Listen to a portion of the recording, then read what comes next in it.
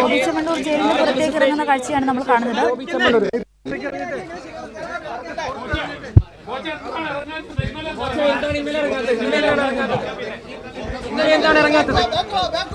ഇവിടെ ഭക്ഷണം കഴിച്ചിട്ട് ബില്ല് കൊടുക്കാതെ ഹോട്ടലിൽ റെസ്റ്റോറൻറ്റിലൊക്കെ പിടിച്ചിട്ടുള്ള കേസുകൾ, ചെറിയ ചെറിയ കേസുകളുണ്ട്. 10-26 കേസുകളുണ്ട്.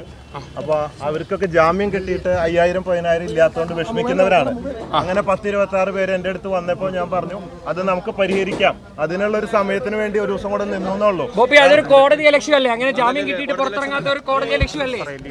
ജാമ്യം അനുവദിച്ചിട്ടും പുറത്തിറങ്ങാത്ത കോടതി ഇലക്ഷൻ അല്ലേ?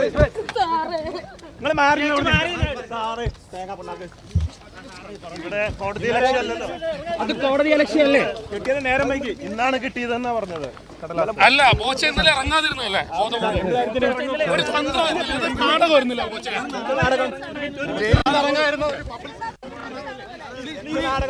നിങ്ങൾ അദ്ദേഹത്തെ ശല്യം ചെയ്യാതിരിക്കും. കുറച്ചു പേർക്ക് പൈസ ഇല്ലാത്തതുകൊണ്ട് അവർക്കുള്ള ഒരു പൈസ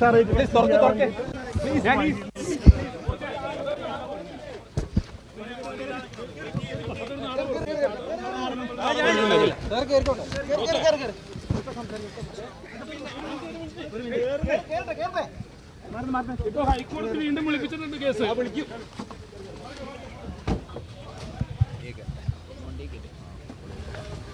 ഇപ്പോൾ ബോബി ചെമ്മണ്ണൂർ ജയിലിൽ നിന്ന് പുറത്തേക്കിറങ്ങി അദ്ദേഹത്തിൻ്റെ വാഹനങ്ങൾ മടങ്ങുകയാണ്. അദ്ദേഹത്തോടൊപ്പം അദ്ദേഹത്തിൻ്റെ ഒരു കൂട്ടം ആളുകളുമുണ്ട്.